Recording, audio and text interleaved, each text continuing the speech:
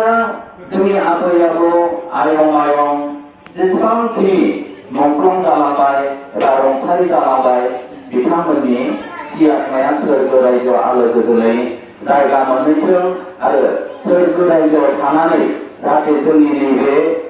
मावनाय दांनाय जानाय लोंनाय आरो नैबे फोरबो मोनफ्रोमबो हाबाफारिफोरखौ जाहाथे सोरगो रायजोआव थानानै बिथांमोना जोंखौ बोर सारस्रिहरथों बेनि थाखाय जोङो इसिं बावो जाहाथे बिथांमोननि सि आत्माया जाहाथे बबेबा नांला नांथाव थानानै जोंखौ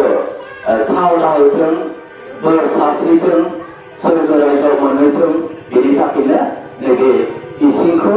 जों बावो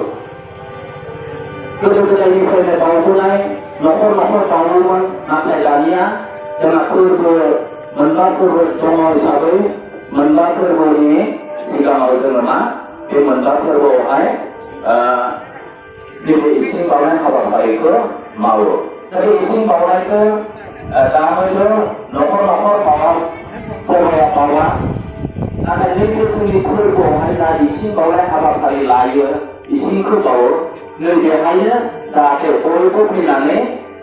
सोरनिबा बिमा बिफा सोरनिबा बिदा फंबाय बायदिसिना सोमोन्दोनि रुंसारि जालांबाय बिसोरनि